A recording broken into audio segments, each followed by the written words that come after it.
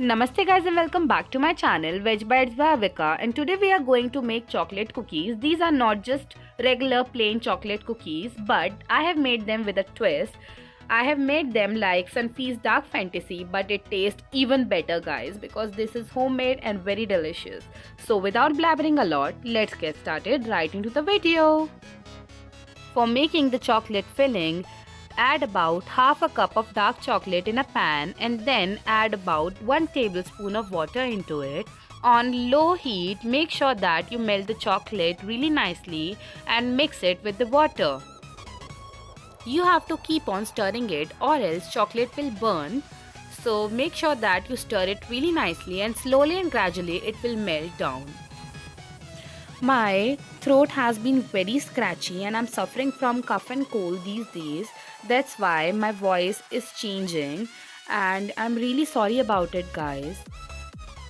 5 minutes after cooking the chocolate, my chocolate is very smooth and silky and also very creamy and thick. So I think now it's ready and I will turn off the flame. Transfer it to a bowl and let it cool down. Now take a separate mixing bowl and add about half a cup of ghee or butter into it. Now using a whisk, make sure that you whisk it really nicely so that it incorporates a lot of air and becomes very fluffy. Make sure that the butter or ghee that you are using should be on room temperature so that it can whisk really nicely and become quite soft and airy. After whisking this for 3 to 4 minutes, it have become quite silky and airy and it is the perfect time to add about half a cup of sugar. So here I am using half a cup of powdered sugar. You can also sift it twice as I have done here because this will give a very smooth and silky texture which will be perfect while kneading a dough. While I was mixing it with a whisk, it got clogged and that's why I shifted to a spatula which made it quite easy. And now I am adding about 1 tablespoon of cocoa powder and about 1 cup of cake flour, which is also known as all-purpose flour, and now I will give everything a good mix so that everything is evenly distributed. This is a very crucial step, so make sure that you mix everything really nicely so that it tastes even. And now add about 1/4 teaspoon of salt, half teaspoon of baking powder and add 1/4 teaspoon of baking soda, and now give everything a good mix again. Look how pretty the color looks, and now I have shifted to my hands as it will give the best possible result. And this is a very crucial step where all the fats should be coating the all-purpose flour evenly, and see, once it is coated really nicely, it will turn its color and it will look quite coarse and sandy, and that's when you know it's ready. And now I will add about 1.5 tablespoon of milk. You can use spatula for mixing everything in, but spatula takes a lot of time, and as I have told you, hand works the best.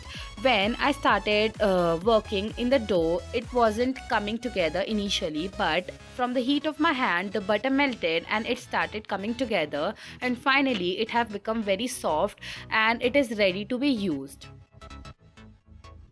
I will break the dough into the smaller pieces and I will make ball out of it, and now using my hands I will flatten it up and add the chocolate filling in the center. Using my fingers, I will extend the dough even further, and finally I will overlap it on the top of the chocolate filling, and finally I will close it up, and using the rolling motion I will give it a shape of a cookie and see how perfect it looks. If you see any visible crack in the cookies, then use your fingers and fill it up. I have shot a time lapse so that you will get a better idea about it, and I want to give another tip as well. If you are making these cookies during summertime or it is very hot and humid in your area, then make sure that you refrigerate it for at least half an hour, since it's winter time here, so I'm not refrigerating it. And now I will bake it in a preheated oven for about 15 minutes at 160 degrees Celsius, and then I will increase the temperature to 180 degrees Celsius for next 10 minutes, and look how pretty they have turned out. You may be wondering why my cookies haven't turned out as I have shaped them. It was my mistake, guys. I didn't keep a good distance between the cookies and place them really near to each other. But if you are baking them, then make sure that you give a good distance between them so that it will spread but will hold its shape. And look how pretty they look, and look at the chocolate. The melted chocolate will melt in your mouth, and I will see you in my next recipe. Until then, bye guys.